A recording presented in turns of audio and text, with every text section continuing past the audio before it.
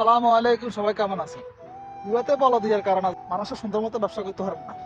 লোককাল বাহার কাম করতে গেলে মানে দড়ি খালি বাংলাদেশে হাঁটার দড়ি হাঁটাতে আছে। খালি বাংলাদেশি লোক তেমন করে, আরো বিভিন্ন রাষ্ট্রের লোক আছে খালি হাইলে দড়ি হাঁটার।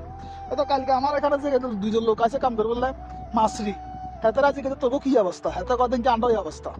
হাতের মামা আছে, হাতে স্বাস্থ্য আছে, এগুলোর দড়ি কিছু ইচ্ছা কাম করতে গেছে আর বলাইছে বলাই কদে কি আগা মাসা করতে করি বাস লগে গাড়িতে উড়াই 3 দিনেতে সবর করে দিছে।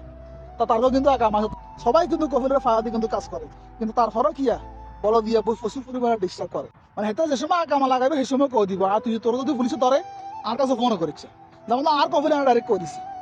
সেদিকে যদি পুলিশে ধরে তবে আর কাছে ফোন করেছে, একটা ফোনে তো না কাজ। সেদিনকে রাত্রে আমি কত 9টার দিকে যাই বসে গেছি, আসে 9টার দিকে চলে গেছি বলে দিয়ে। কিন্তু বলে দেওয়ার পর আগে ভাগ্য বল আমার মুদিরে হোলা আসিল, এত কইতে পারবে তো দোকানে গেছে হাতে কথা বলে দিয়ে আসে, সাথে সাথে আই স্কিনার নেড়ে আই কম্বলে লই আইডিয়া বই আছে ফাঁকা মনে 2-1 ঘন্টা বই আছে। কারণ হয়তো আমার ডাইরেক্ট কই দিছে কথা এক বলে দিয়ে আইলে খালি বালিশে গল, তুই এটা বই দেখবো দরকার নেই। সাথে সাথে এত গান নিজে গেছে বলে দিয়ে আইবো ডাইরি হেম হিসবি। এই কারণে সাবধানে থাকি। আগে তো এখন গায়ে তাইলে হয়তো এখন শুরু করেছে সিভিলে, মানে মানুষ না পুলিশ না বলে দিয়া সেটাও বুঝে না।